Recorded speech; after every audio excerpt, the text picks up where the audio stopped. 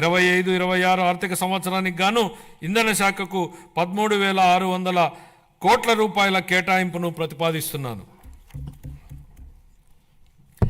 రవాణా మరియు రహదారి భవనాల శాఖ గత పాలకుల నిర్లక్ష్యం వలన మరియు నిర్వహణ లోపం వలన రాష్ట్ర రహదారులు అధ్వానంగా తయారవడంతో పాటు ఉన్న మౌలిక సదుపాయాల పురోగతి కూడా కొన్ని సంవత్సరాలు వెనుకకు మరలింది. రహదారుల పునరుద్ధరణకు చేపట్టినటువంటి పాట్ హోల్ ఫ్రీ ఆంధ్ర గణనీయమైన పురోగతిని సాధించింది. మరమ్మతులు చేపట్టిన 20,059 కిలోమీటర్లలో 17,605 కిలోమీటర్ల మేర రహదారి పనులు కేవలం 3 నెలల వ్యవధిలో పూర్తి చేయడం జరిగింది. అదనంగా జిల్లా ప్రధాన కేంద్రాల నుండి మండల ప్రధాన కేంద్రాల వరకు మరియు వాటిని ఆనుకుని ఉన్న మండల ప్రధాన కేంద్రాల మధ్య 2 వరుసల రహదారి అనుసంధాన పనులు చేపడుతున్నాం. వీటిలో భాగంగా ఆంధ్రప్రదేశ్ మండల అనుసంధాన మరియు గ్రామ అనుసంధాన మెరుగుదల ప్రాజెక్టు మరియు ఆంధ్రప్రదేశ్ రహదారులు మరియు వంతెనల పునర్నిర్మాణ ప్రాజెక్టుల కింద 2,522 కిలోమీటర్ల రహదారి విస్తరణ పనులు మరియు 464 వంతెన పునర్నిర్మాణ పనులు ఉన్నాయి. 25-26 ఆర్థిక సంవత్సరానికి రవాణా రహదారులు మరియు భవనాల శాఖకు 8,785 కోట్ల రూపాయలను కేటాయింపును ప్రతిపాదిస్తున్నాం. పర్యాటక మరియు క్రీడలు మరియు సంస్కృతి ఆంధ్రప్రదేశ్ పర్యాటక విధానం 24-29 ద్వారా మా ప్రభుత్వం పర్యాటక రంగానికి పరిశ్రమ హోదాను కల్పించడం జరిగింది. అత్యంత పర్యావరణ ప్రమాణాలతో కూడిన ప్రతిష్టాత్మక బ్లూ ఫ్లాగ్ సర్టిఫికేషన్ను ఋషికొండ బీచ్ నిలుపుకుంది. దీనికి తోడు అఖండ గోదావరి, గండికోట వంటి ఐకానిక్ పర్యటన ప్రాజెక్టులు పర్యాటకానికి అగ్రశ్రేణి గమ్యస్థానంగా రాష్ట్రం యొక్క ఖ్యాతిని ఇనుమడింపజేస్తున్నాయి.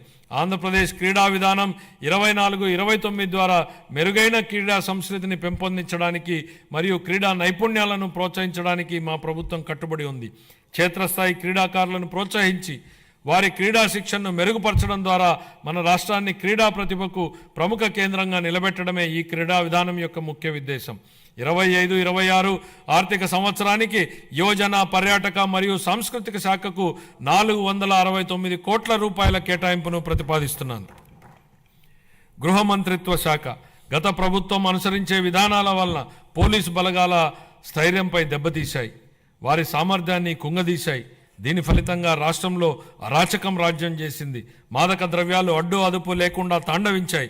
పోలీసు బలగాల ఆత్మస్థైర్యాన్ని పెంపొందించడం కోసం 920 కోట్ల రూపాయల మేర పేరుకుపోయిన బకాయిల నుండి 250 కోట్ల రూపాయల బకాయిలను ఇటీవలే చెల్లించాం. గత ప్రభుత్వం 2 ఏళ్లుగా నిలిపేసిన గ్రూప్ పర్సనల్ యాక్సిడెంట్ ఇన్సూరెన్స్ పాలసీని మా ప్రభుత్వం పునరుద్ధరించడం జరిగింది. పోలీస్ దళం ఆధునీకరణ పథకం కింద 61.20 కోట్లని విడుదల చేశాం. శాంతి భద్రతలను బలోపేతం చేయడానికి మరియు ఉపాధి కల్పించడానికి 6,100 మంది పోలీసు కానిస్టేబుళ్ల నియామ ప్రక్రియ జరుగుతోంది. గంజాయి, ఇతర మాదక ద్రవ్యాల సాగు మరియు వీటి అక్రమ రవాణాను నిరోధించడానికి elite anti narcotic group of law enforcement ఈగల్ను మా ప్రభుత్వం ఏర్పాటు చేయడం జరిగింది. సైబర్ నేరాల ముప్పు పెరుగుతుండడంతో ప్రతి జిల్లాలో ఒక సైబర్ పోలీస్ స్టేషన్ని ఏర్పాటు చేయడానికి ప్రణాళికలు రూపొందించడం జరుగుతోంది. పోలీసు శాఖను మరింత చురుగ్గా తీర్చిదిద్దేందుకు వాహనాల కొనుగోలుకు మా ప్రభుత్వం కృషి చేస్తోంది. 25-26 ఆర్థిక సంవత్సరానికి గృహ మంత్రిత్వ శాఖకు 8,570 కోట్ల రూపాయల కేటాయింపును ప్రతిపాదిస్తున్నాను. రెవెన్యూ శాఖ గత ప్రభుత్వం ఆంధ్రప్రదేశ్ భూ హక్కు చట్టాన్ని సరైన జాగ్రత్తలు తీసుకోకుండా హడావిడిగా తీసుకొచ్చింది. ప్రజల నుండి వచ్చిన తీవ్రమైన ఒత్తిడి మేరకు ఈ చట్టాన్ని రద్దు చేసి భూ యాజమాన్యంపై ప్రజలకు ఉన్న భయాన్ని మా ప్రభుత్వం తొలగించింది. గ్రామస్థాయిలో భూ సమస్యలను పరిష్కరించడానికి మా ప్రభుత్వం 17,403 గ్రామాలలో రెవెన్యూ సదస్సులను నిర్వహించి ఇప్పటి వరకు 90,315 అర్జీలను పరిష్కరించడం జరిగింది. సుమోటో కుల ధృవీకరణ విధానం ద్వారా రాష్ట్రంలోని అన్ని కుటుంబాలకు కుల ధృవీకరణ పత్రాలను ఆన్లైన్లో అందుబాటులో ఉంచడం జరిగింది. ఫ్రీహోల్డ్ భూముల పునఃపరిశీలన చేపట్టి పూర్తి చేశాం. రీసర్వే పూర్తయిన 6,688 గ్రామాలలో గ్రామ సభలను జరిపి ఫిర్యాదుల పరిష్కారానికి తాజా ప్రాదేశిక డేటాను నిర్వహించడం జరుగుతోంది.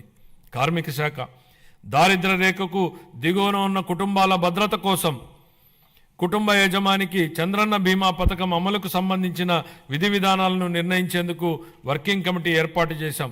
గుంటూరు, శ్రీ సిటీ, కర్నూలు, పెనుగొండ, అచ్యుతాపురం, శ్రీకాకుళం మరియు నెల్లూరు జిల్లాలలో ఈఎస్ఐ ఆసుపత్రుల నిర్మాణానికి భూములను గుర్తించడం జరిగింది. తిరుపతిలో ఈఎస్ఐ ఆసుపత్రిని 50 నుండి 100 పడకలకు పెంచడానికి ఆమోదించడం జరిగింది. ఇతర విధానాలు గౌరవ ముఖ్యమంత్రి గారి మార్గదర్శకంలో ఈ కింద ముఖ్య విధానాలను మా ప్రభుత్వం తీసుకొస్తోంది. Viability gap funding. ఆర్థిక శాఖకు సంబంధించి కొన్ని కీలక అంశాలు ప్రస్తావించాలి అధ్యక్ష. బడ్జెట్ అనగానే రూపాయి రాక పోక, కేటాయింపులు, అప్పులు, ఆదాయం, ఖర్చులు, లోటు మిగులు, రెవెన్యూ వ్యయం, మూలధన వ్యయం ఇవి సామాన్యుడికి అర్థం కాని పడికట్టు పదాలు. ప్రజల కోసం పెట్టే బడ్జెట్ను ప్రజలకు అర్థమయ్యే భాషలో చెప్పాల్సిన బాధ్యత మనపై ఉంది అధ్యక్ష. గతంలో ఎన్నడూ లేని విధంగా మూలధన వ్యయం గురించి ఎక్కువ చర్చ జరుగుతోంది అధ్యక్ష. మూలధనం వ్యయం అంటే ఏమిటనేది సామాన్యుడి భాషలో చెప్పాలంటే ఒక రైతు భూమిని కొనడం మూలధన వ్యయం, ఆ భూమిని సాగు చేసుకోవడానికి అవసరమైన బావి తవ్వడం, బోర వేయడం మూలధన వ్యయం. ఇలా ఆ